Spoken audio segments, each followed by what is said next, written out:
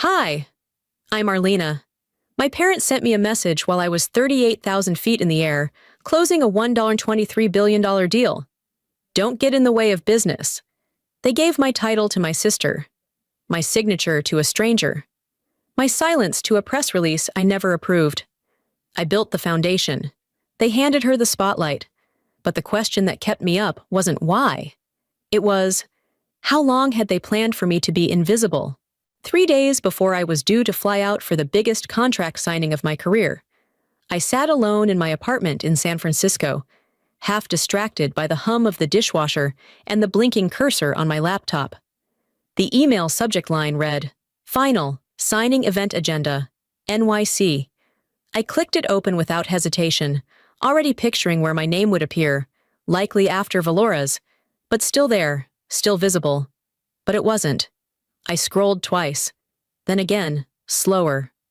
Nothing. Her name was there, though, in bold. Valora Belgrave, lead strategist. My fingers rested on the trackpad, frozen. I wasn't angry, not yet. It was more like the first moment you hear glass crack beneath your feet. Not a fall, just a shift. I opened my downloads folder and retrieved the earlier itinerary I'd saved from last week. I laid them side by side, scanning for any edits.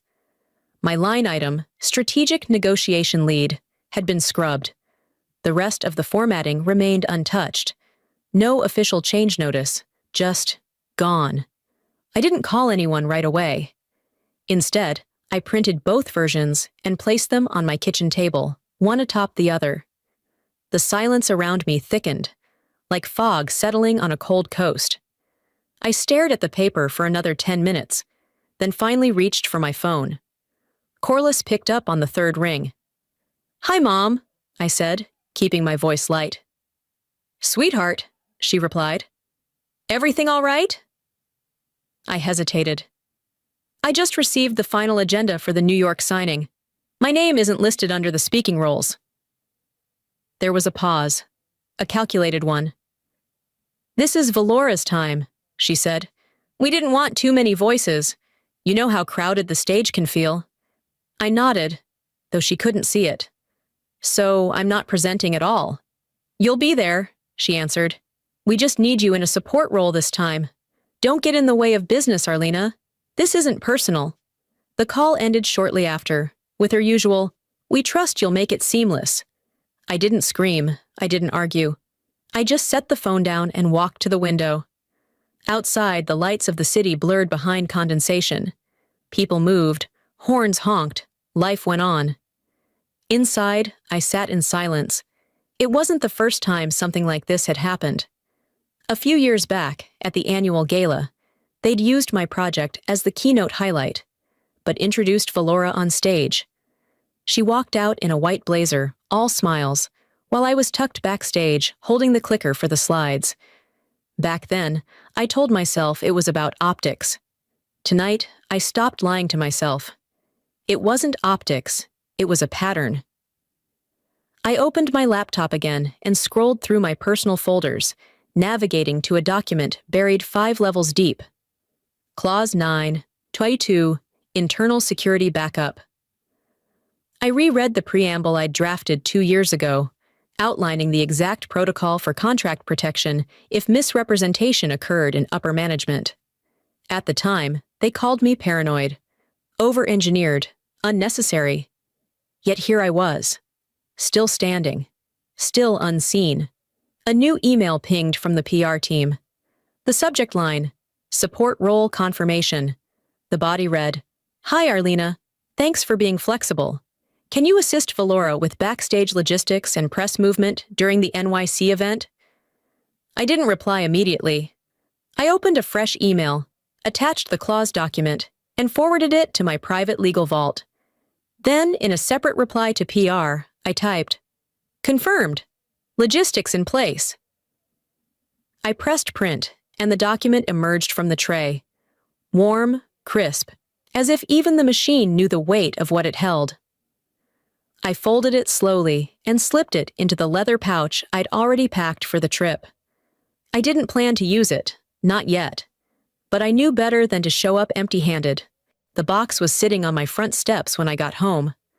No shipping label, no note on top. Just my name, handwritten in that stiff, careful way only my mother used when trying to appear warm without being sentimental. I carried it inside, setting it on the kitchen table like it might contain something fragile. Part of me already knew. I peeled back the lid and saw beige. A skirt suit. Conservative cut. Boxy shoulders. The kind of thing women wore in the early 2000s when trying not to offend anyone in the room. Folded neatly next to it was a printed note. Classic, appropriate for your role. Love, Mom. My role. Not title. Not contribution. Just role. The fabric felt like insult disguised as decorum. And it wasn't even my size. I didn't cry. I didn't laugh either. I simply folded it back into the box and placed it beside my suitcase. That night, instead of packing, I sat on the floor next to the coffee table, flipping through my own pitch materials. The same ones I'd built from scratch, the ones I'd used to secure 3 global partners. I already knew they wouldn't see a screen in New York. The next morning brought more confirmation. A family strategy call had been scheduled, standard procedure before any major public-facing event. I logged in a few minutes early, hair pulled back, notes arranged, every contingency documented. Jareth, my father, appeared first on screen, wearing that always ready for TV smile. Then Corliss, behind a mug that said, "Women lead differently." Then Valora, pristine makeup, perfect lighting. No one greeted me. Jareth opened the call. "Let's finalize our messaging for the press conference. Valora, go ahead." Valora nodded like a student at graduation and launched into a monologue about vision, family legacy, and reclaiming our place at the head of the table. Her voice was smooth, full of buzzwords. I knew every phrase. I'd written half of them in internal briefs over the past 6 months. When she paused for feedback, I unmuted and offered a few adjustments. Just minor ones. Alignment with the client's terminology. A tweak in phrasing to avoid contractual ambiguity. Corliss interrupted before I finished. "That's not your lane, Arlena," she said. I stared at her. Clarifying the message isn't about lanes. It's about making sure we don't look like amateurs on camera. Jareth leaned forward. "We need presence, not precision. Valora has the tone we're going for." Valora didn't speak. Just smiled, serene, superior, silent. I didn't argue. I hit mute again and sat back. The rest of the call passed like static. I heard words but didn't process them. I only caught fragments. Legacy push, external narrative, soft influence zones, meaningless. Empty. After the call ended, I received a new email from the media team. Subject, final press package. I opened the attached PDF. Valora's name, lead negotiator. Feature photo, Valora, shaking hands with an overseas partner. Underneath, the driving force behind our expansion. My name didn't appear anywhere, not even in footnotes. I pulled up my own files, ones labeled Internal Deck, Strategy Phase Assigned. Each slide, data model, and graph had my initials in the file properties. I'd even watermarked them, quietly, last year. Just in case. They hadn't deleted them. They'd buried them. I didn't reply. I copied every file to an encrypted drive labeled Echo Backup, then tucked that drive into my purse. Later that evening, while double-checking logistics with my assistant, he cleared his throat before speaking. "Just a heads up. They've moved your title on the itinerary. You're now listed under logistics support, press coordination, and floor transitions." "Thanks for letting me know," I said, my tone flat. After we hung up, I opened my Clause Archive folder again. Then I renamed it. Business Interference, Preparedness. They were playing image. I was preparing infrastructure. They thought I was packing a suitcase. What they didn't see, what they never saw, was the weapon I'd wrapped in patience. The night before I flew to New York, I stopped by the PR floor to drop off a final checklist for media coordination. It wasn't required of me. but I knew better than to leave logistics in someone else's hands, especially when no one was planning to credit me if things went right. The hallway was unusually quiet. As I passed the glass conference room, I saw two interns hanging a new gallery installation. Legacy in Motion, it read. Family highlights, photos over the years, company milestones, all arranged in chronological order. And then I saw it. There was a photo I hadn't seen in decades. A family beach shot from when we were kids. Valora in the middle, holding a plastic shovel. My parents on either side, all smiles. But something was off. I wasn't in it. The original photo, burned into my memory, had me crouched beside Valora, our arms touching. I'd found that shell she was holding. But in this glossy, retouched version, I was gone. Cropped clean out like I'd never existed. I didn't say anything to the interns. I didn't ask questions. I pulled out my phone, snapped a picture, and walked away. When I got back to my floor, I sat at my terminal, staring at the screensaver until it dimmed. Then I logged in and opened the security archive. I wasn't looking for trouble. I was looking for confirmation. 2 weeks earlier, Valora had logged into the strategy archive, my archive. She didn't have full access, but she'd navigated the metadata, extracted elements from my Phase 3 expansion deck. I could see the exact timestamps, and I could match them to the visuals she now used in her speeches. The same graphs, fonts, even color schemes. She didn't just borrow, she repurposed my work and presented it as her own. I documented the access log, downloaded the screenshots, placed them in a folder labeled Legacy Interference, Tier 1. Then I sat in silence. I wasn't surprised. Not really. This wasn't new. It was just the most recent performance in a long-running show where I played the lighting tech while Valora stood center stage. 8 years ago, we pitched to the Fairborn Group, an investor meeting that could have folded the company or saved it. I stayed up 3 nights drafting the financial forecast, built the entire structure that convinced them to stay on board. I remember walking out of that room exhausted and invisible. 2 days later, Valora was on the company newsletter cover, the face of financial foresight. I didn't even make it into the caption.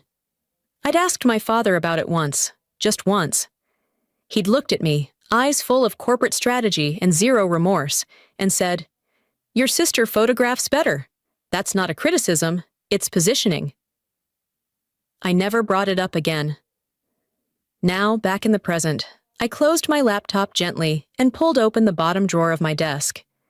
Inside was an encrypted offline vault. I placed the copied log file, the printed photo from PR, and the original time-stamped email approvals into a laminated binder. That night, I didn't go home. Instead, I stayed late, filling pages in my journal. Not out of anger, out of necessity. At the top, I wrote, "They erased me again.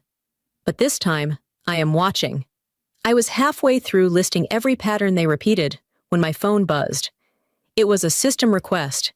Valora was asking for access to the client onboarding portal, an area she had never handled before, and one that required dual authentication through my administrator key. I didn't reject the request. But it was close to midnight when the call came through on my business line, a line almost no one used unless it was urgent. I was sitting at my desk, finalizing a few backup files, already mentally ticking off what had to go in my carry-on.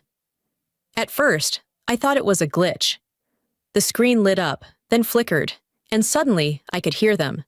"As long as she doesn't ruin it," my mother's voice said, clear as if she were in the next room. "She's good with spreadsheets, that's her lane." Valora chuckled. "She'll show up, smile, and stay in her corner. That's what she's best at, quiet and useful." I didn't move, didn't speak. The call wasn't meant for me, but somehow, some divine misroading or careless oversight, it had landed on my desk. I hit record. They kept talking as if I didn't exist outside their script. Like I'd never stood behind every deal, every slide, every forecast that made this company worth saving. Valora. "Honestly, I think it makes her feel important. Let her organize press passes." Corliss. "Just make sure she doesn't overstep." The last thing we need is her tone in front of the cameras. I recorded 20 seconds. I could have taken more, but I'd heard enough. After I ended the line, I stared at the blinking, call-ended message on the screen. I thought of the suit, the stripped slide decks, the seating arrangement, all of it adding up to this moment. A window accidentally opened into how they rehearsed the story of me. I saved the audio under a new label, Legacy Override Tier 2. Then I texted Thayer. 5 minutes later, my phone buzzed with a simple response. "You always knew it. Now you've heard it." He didn't offer sympathy. That wasn't his style. Instead, he sent me a file, an excerpt from the legal clause I'd drafted on hostile misrepresentation during joint negotiations. I'd written the language as a preventative measure 2 years back, buried in an appendix of a compliance packet no one but Thayer had bothered to read. Now it was relevant. I pulled up my own clause archive and matched the language. It was airtight. By morning, the PR team was live streaming the pre-event campaign teaser. I didn't need to tune in, but I did. Valora stood in a sleek cream suit, hair professionally styled, speaking in that trained tone she used for public optics. "I'll be leading this monumental signing on behalf of our family," she said. "My parents always believed in my instinct." There was no mention of me, not even a nod. Behind her, the slides rolled through, showcasing brand colors, a few client logos, and then one of my charts. A graph I'd built from scratch, showing expansion across Q2 markets. I'd known every curve of that data. They hadn't even bothered to change the colors. I paused the live stream, screenshot the moment, and added the file to my archive. Dated. Time-stamped. I didn't scream. I didn't send emails. I didn't call anyone. I watched. Later that evening, I texted my mother. Just one line. "Saw the live stream. Thanks for the clarity." Her reply came exactly 3 minutes later. "Don't let emotions distract from your logistics role. We need calm support." I read it once, then printed it, folded it into the same leather pouch that now held my clause binder and backup drive. Before I shut down for the night, my security badge pinged with an alert. A request for elevated permissions had been submitted under Valora's login. She wanted back-end access to the client signing system. I didn't reject it. I let it sit. And I started the clock. The sun hadn't fully risen when I stepped onto the corporate jet. The flight crew greeted Valora first, naturally. She walked in like she owned the cabin. Jareth followed right behind her, chatting with one of the international legal consultants as if the day was already his win. I hung back just long enough to avoid another staged photo op. There was a seating chart displayed on a small stand near the galley. My eyes scanned it without expectation. And yet, it still hit me harder than I admitted. Valora, row 1A, next to Jareth. Me, row 8C, back of the plane near the service cart. Next to my name, in smaller font, it read, "Logistics Support." I didn't ask questions. I didn't pull anyone aside. I just walked back, set my carry-on under the seat, and pulled out my tablet. The woman seated next to me, someone from a third-party media firm, smiled politely and asked, "You working the PR angle?" "Something like that," I replied. Then I opened the local version of my pitch deck and began scrolling. Everything I had built over the last 3 months was on that screen. Economic forecasts, strategy maps, negotiation anchors, slide after slide of work no one had even acknowledged in public. I closed the tablet when coffee service started. There was no use reviewing it now. Once we landed and reached the hotel, the PR team handed out welcome packets. Valora received hers in the car with Dad.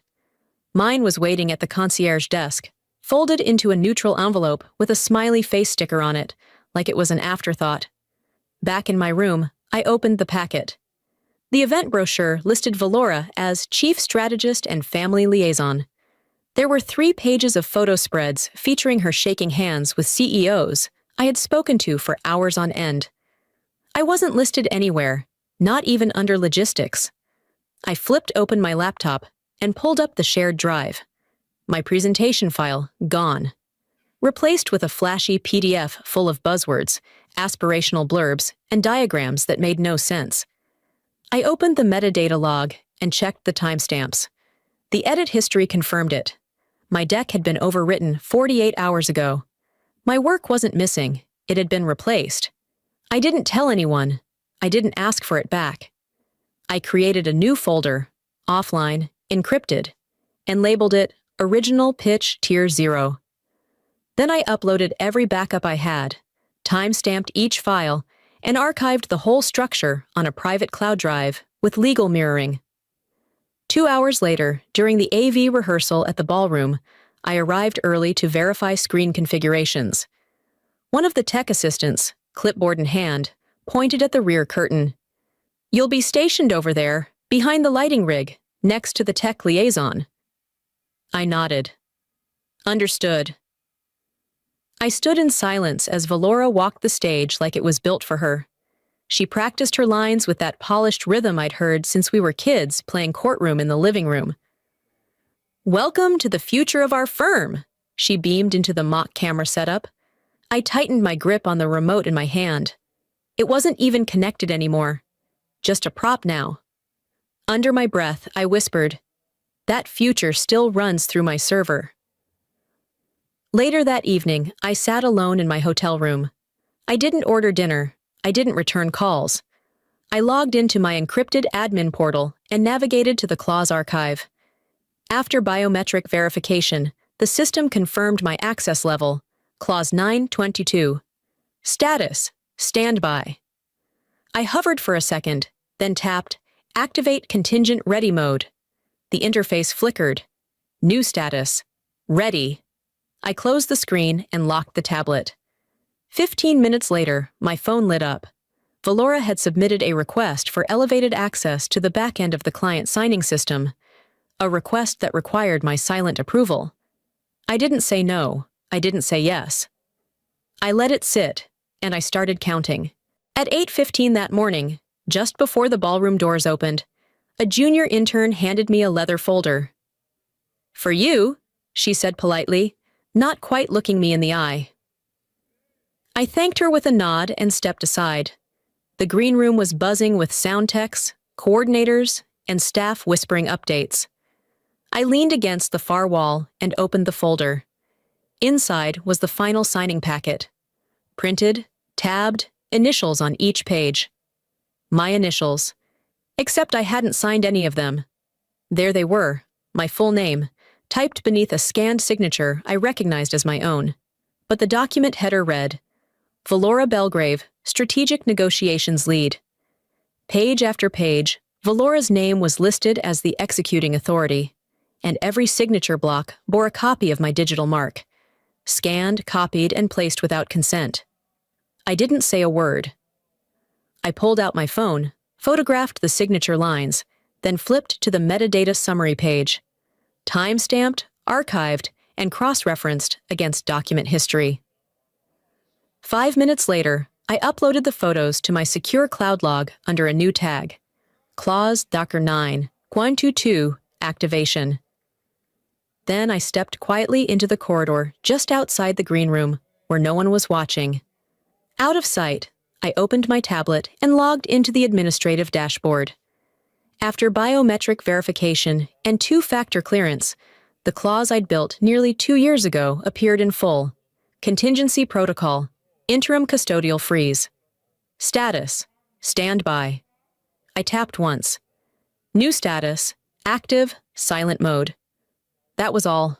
No alarms, no visible disruption, no dramatic countdown. Just a digital curtain quietly descending.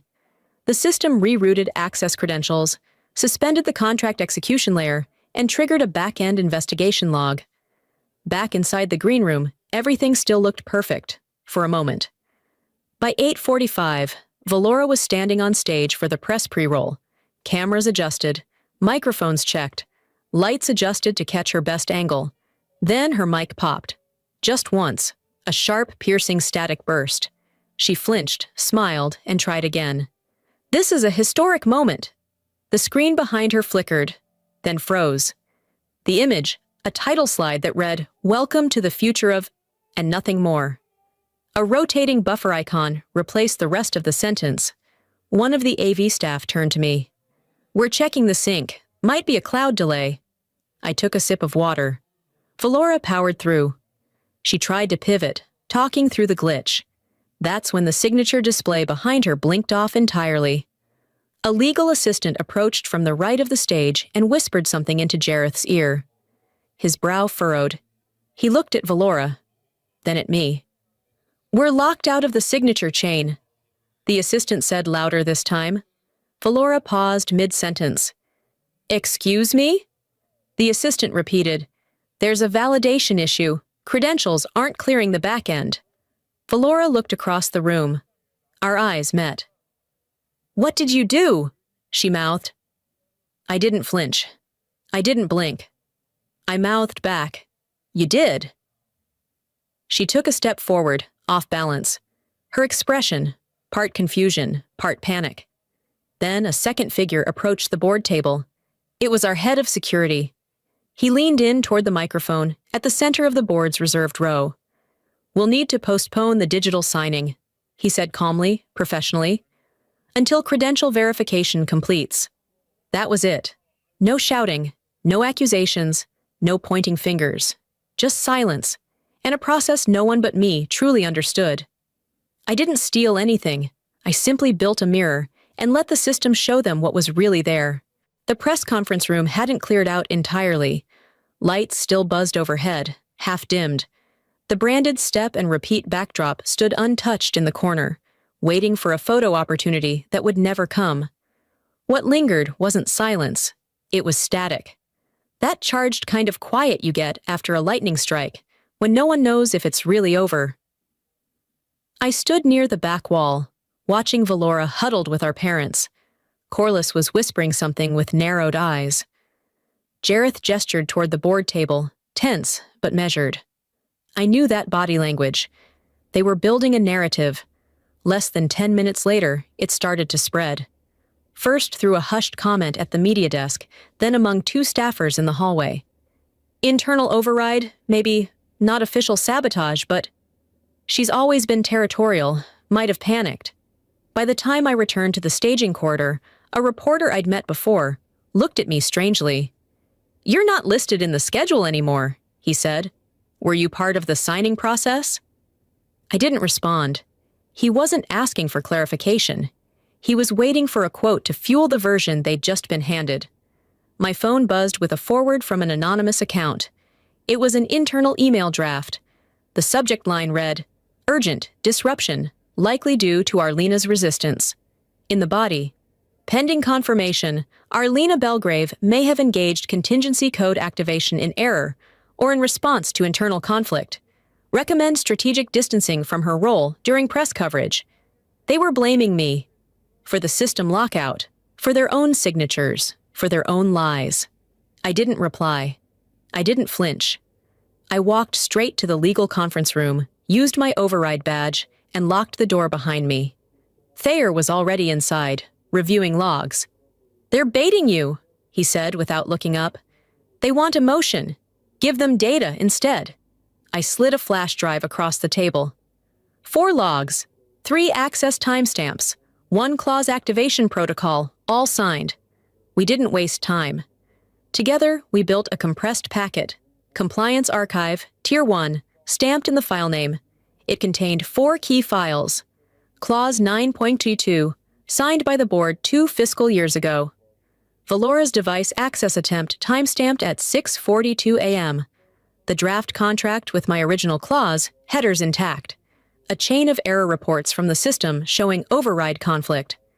By 1:30 p.m., the archive was uploaded, anonymously, to the internal Slack channel used by department heads.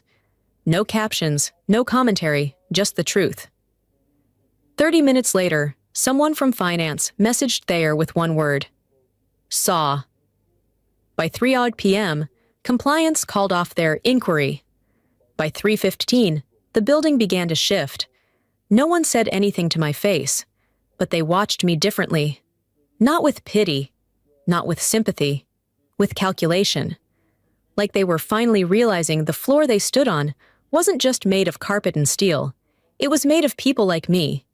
And I had built it silently. Corliss passed me in the hallway, but didn't make eye contact. Jareth brushed by in the stairwell without a word. I didn't stop either of them. At 4:22 p.m., Valora texted me, "You crossed a line." I replied 3 minutes later, "No, I verified where it was." I said nothing else after that. But the system, my system, wasn't done speaking. By mid-morning, the executive boardroom was full, but no one looked at each other. The air had shifted, more humid than tense, more wary than collaborative. Jareth was already seated at the head of the table, fingers steepled like a man preparing a closing argument. Valora stood behind him, whispering into Corliss's ear. I walked in last, unhurried, with a printed packet in hand. No greetings, no explanations. I slid the documents across the table, stopping them just short of the board chair. "You might want to review Clause 922 before today's press goes live," I said. No one moved at first. Then a rustle of paper. Someone gasped. Another cleared their throat. 2 board members flipped open the printed packet. One adjusted his glasses. Another pulled out his phone to check the internal archive. Jareth's jaw tightened, but he didn't speak. Valora shifted beside him, her arms crossed.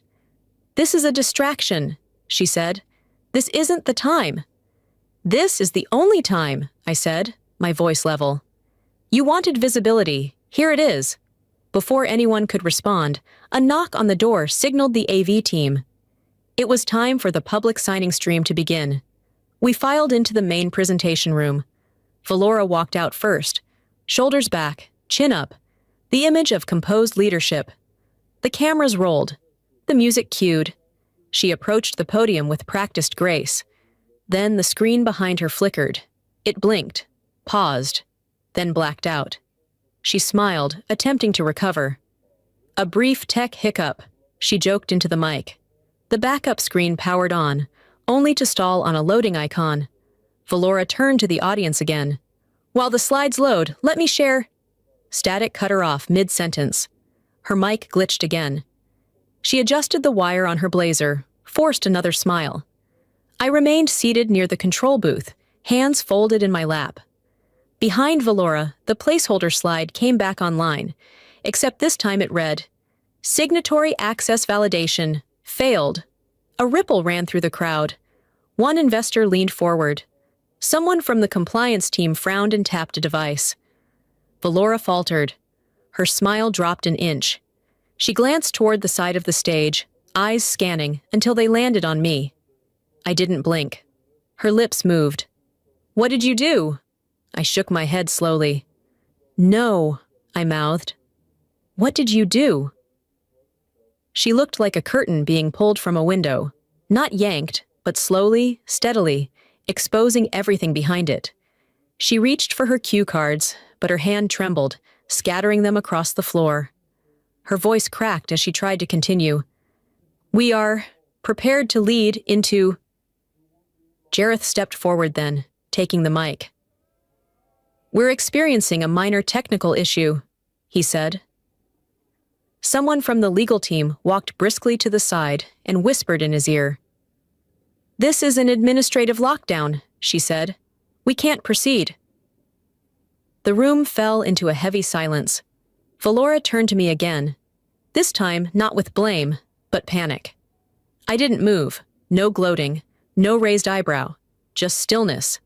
As the board shuffled and the PR team whispered frantically, the chair of the board walked over and said quietly, "Stay after, alone."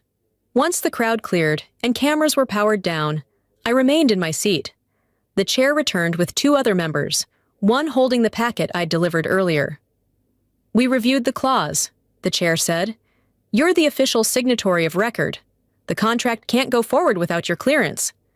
I nodded. Not a thank you, not a smile, just a nod. On my way out, my phone buzzed. An anonymous email, no text, just an attachment, footage from the night before. Jareth, in the rehearsal space, reading Valora's lines aloud, coaching her on delivery, the same speech I had written, word for word. They didn't trust her to think. They only trusted her to perform, and I had trusted them to see the difference. I didn't need revenge. They buried the truth, so I simply unearthed it. The boardroom was quiet again, but this time there was no tension. Just something like unease masked as formality. The air conditioning clicked on. The blinds hummed as they lowered slightly to keep the sun off the presentation screen no one had touched in hours. I sat across from two board members and the company's general counsel. The signing event was officially postponed, but the fallout had only begun. They reviewed logs, timeline reports, compliance notices. One board member rubbed the bridge of his nose and finally said, "We owe you more than an apology." I folded my hands on the table. I didn't ask for one. They didn't argue. On the way out, I passed a group of department leads gathered near the elevator. A few offered awkward nods. Others glanced away. News travels fast in buildings like ours, especially when it involves family, especially when it disrupts what everyone assumed was untouchable. By the time I got to my floor, the shift was obvious. People didn't avoid me, but they didn't engage either. They studied me like I was a quiet earthquake that might start trembling again at any moment. When I opened the door to my temporary office, a single note was left on my desk. Handwritten on a yellow post-it. "Thank you for protecting what matters." No name, no initials, just that. I pressed the note into the corner of my journal. No ceremony, no smile. But something in my shoulders finally dropped. It didn't feel like triumph. It felt like release. 2 hours later, my inbox pinged with an HR notice. Valora had filed for medical leave, effective immediately. I turned toward the window. From where I sat, I could see the curbside exit. 10 minutes later, a car pulled up. Valora stepped inside with her assistant beside her, carrying her bags. Her hair was still perfect, her posture still controlled. But her eyes, they scanned the building once, then landed on mine. She didn't wave, I didn't either. But I nodded. Not in victory, not in anger, just a small human acknowledgement of an ending, and maybe a kind of freedom. Later that afternoon, HR sent me a calendar hold for a policy review session focused on executive signing protocol. I accepted, but added one condition: that all legacy policies be reviewed, clause by clause. No shortcuts this time. Around 6 p.m., I returned to my office to pack up. My day had ended, technically, but my phone buzzed with a final notification before I could leave. A legal envelope was waiting in my personal inbox. It came from the firm's founding trust. Inside, a formal letter, notarized, dated 3 years ago. It read, "In the event of an operational breach or failure of ethical leadership, executive authority shall pass to the designated successor trustee, Arlena Belgrave." I stood still in the room, the hum of the building faint in the background. They'd named me years ago. All this time, it had never been about being chosen. I was already written in. I folded the letter gently and placed it inside the folder that now held Clause 922, the compliance archive, and that single yellow note.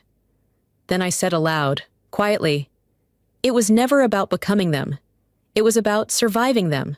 Monday morning arrived with a corporate memo so vague it might as well have been printed on tissue paper. Following recent procedural discrepancies, it read, "Leadership acknowledges the need for revised alignment protocols across all departments. We thank our team for their flexibility." No names, no mention of the contract that collapsed on livestream, no word on the clause that saved the company from a legal meltdown, and certainly no reference to the person who triggered that clause with a silent swipe of her thumb. I didn't get angry. I screenshotted it, saved it in a folder titled Formal Gaslighting Memo 1. Then I forwarded the image to my attorney with a 3-word message: "This will age." An hour later, I received a notification from the PR team. They were preparing a legacy content piece for shareholders, an email newsletter meant to stabilize public perception after the glitch. I opened the attached preview and saw Valora's name, again, at the center of the page. Valora Belgrave, lead for global expansion. No edit, No note, no change. I stared at it for a full minute before dragging it into my private compliance binder, labeling it Misattribution Pattern 4. Later, when the PR team reached out for final approval of the piece, I responded simply, "No correction needed. Truth is self-updating." By mid-afternoon, I received an invitation. Not from them, but from HR, Quarterly Planning Council. My name was listed as Interim Executive Signatory. The title didn't shake me. It didn't flatter me either. It just fit, like a coat I'd been wearing the whole time, only now someone had finally noticed the label inside. I showed up 5 minutes early. My seat, center left, across from the compliance director, had a placard with my full name in crisp block lettering. No one greeted me. No one asked for a recap of the last few days. But they listened when I spoke. I walked them through a series of recommended audits, legacy decision chains that had bypassed policy, familial influence embedded into approval routes. I called for a review, clause by clause, of executive powers buried under language like trusted channels and historical guidance. At the end, one of the older board members leaned back and murmured, "Not to me, but to the room. This should have happened a long time ago." That night, after dinner, I made tea and opened my laptop to check one last round of emails. At the top was a new message. No subject, no sender ID. Inside was a single link, Twitter. I clicked. The post was already going viral. A side-by-side clip, Valora on stage, rehearsing the deal pitch last week. And next to it, a screen recording of the original clause draft I'd written, opened line by line from my archived document. No commentary, no hashtag, just timestamps, footage, files. I didn't share it, I didn't retweet it. But within minutes, my inbox lit up. "We see you now? Thank you for protecting the structure." Real leadership never needed the spotlight. Then, as I was about to close the laptop, my phone rang. A number I didn't recognize. I answered. "Arlena Belgrave?" a calm voice asked. "This is Lauren from the Founders Trust. We'd like to schedule a formal meeting to discuss succession logistics, not just clause execution, but full designation." I didn't speak at first. I just listened to the hum on the other end of the line. Then I said, "Send a time." I didn't rise because they welcomed me. I rose because I stopped waiting for permission. The air in the executive wing felt unfamiliar when I returned, though the scent of polished wood and recycled climate control hadn't changed. What was missing was the nameplate outside Valora's old office. No plaque, no explanation. Just an empty wall where something once claimed permanence. People looked up from their desks as I passed. Some gave small nods. Others quickly pretended to be reading. No one spoke, not yet. My office was the one next door. Assigned, not requested. The door creaked slightly when I pushed it open. Inside, it smelled of nothing, still air, neutral carpet, unused space. The desk was bare except for the monitor and keyboard.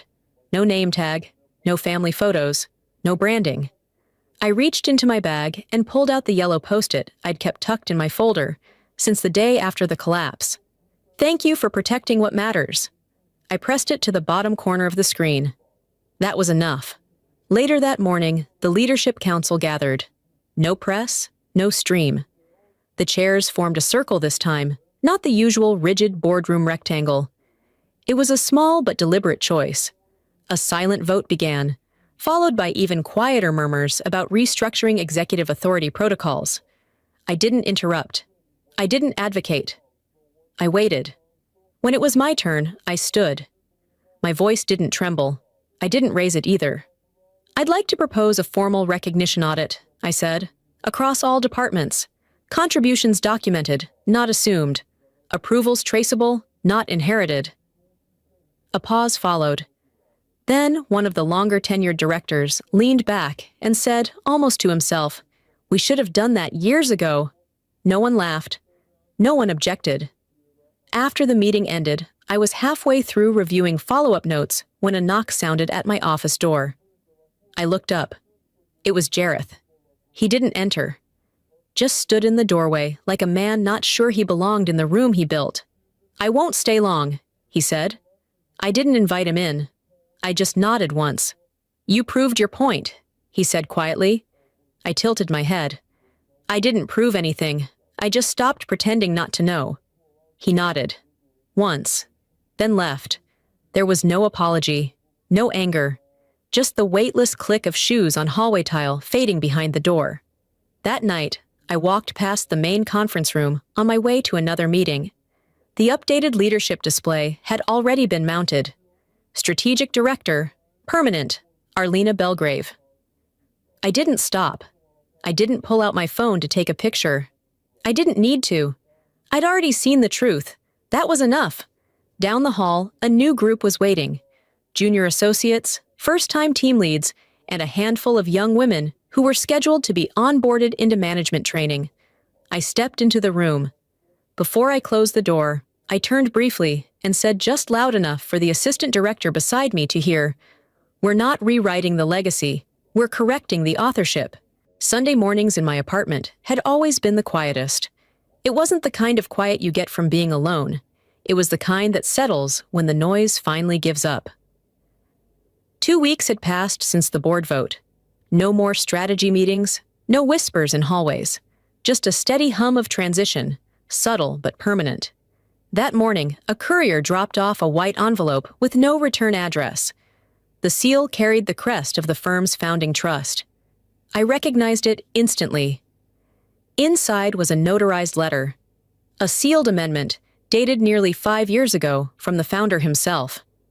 It read, "In the event of ethical breach or procedural compromise, executive legacy decision rights shall pass permanently to Arlena Belgrave. No frills, no commentary, just confirmation." I didn't cry. I didn't feel triumphant. I just breathed. I set the letter down beside the window, letting the soft light stretch across its edges. Outside, the skyline moved like it always did, oblivious, unbothered. I opened the drawer under the window bench and placed the envelope in a lockbox. It sat beside the original clause draft, the time-stamped archive drive, and that yellow post-it from a junior associate who would never know how much that line, "Thank you for protecting what matters," had steadied me when no one else did. Later that afternoon, I checked my phone. No missed calls, no texts from Valora, no email from Corliss, nothing from Jareth. But silence wasn't strange anymore. I opened an old voice memo in my archive, one I hadn't dared to touch since it landed in my inbox the month everything fractured. A saved message from our mother, sent years earlier. "Support your sister," she'd said in her usual firm tone. "Even if it cost you the spotlight, it's what family does." I listened once, then again. I didn't delete it. I archived it. Letting go doesn't always mean erasing. Sometimes it just means choosing not to carry it anymore. The next day, the firm hosted an executive summit. New leadership, new partners, fresh agendas. I was on the docket but chose to sit in the third row, not at the head table. One of the event planners spotted me and approached, flustered. "Ms. Belgrave, we have a seat for you at the front." "I'm fine here," I said. People noticed anyway. They always do when silence holds more gravity than position.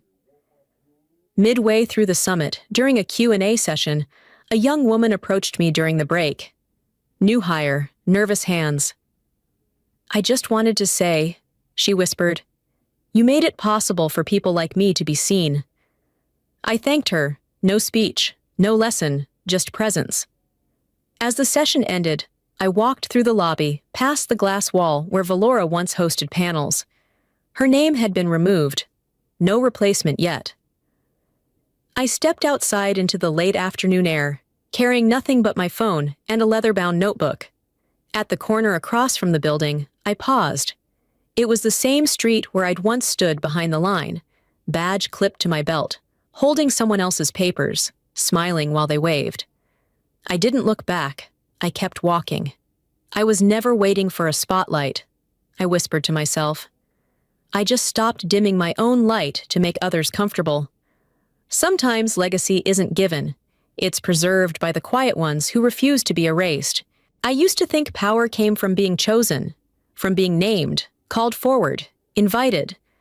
But what I've learned is that real strength, lasting, quiet strength, comes from knowing who you are, even when no one claps for it. Legacy isn't always passed down with ceremony or recognition. Sometimes it's built in silence, brick by brick, act by act. And the people who build it? They don't always wear titles, but they carry the weight of everything that holds.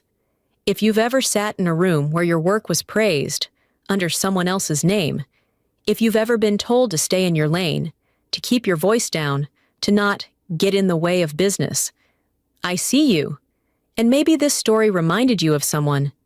Maybe it reminded you of yourself. What would you have done if you were in my shoes? I'd love to know. Have you ever had to choose silence just to keep peace? Or have you ever been erased only to rebuild yourself louder, stronger, without asking for applause? If this video spoke to something inside you, drop a 1 in the comments, or tell me where you're watching from. If you didn't like it, I'd still love to hear why. What didn't land for you? Let's talk. And if you want to hear more stories like this, stories about real people navigating dignity, silence, and strength, please hit that subscribe button. You never know. The next one might be your story too.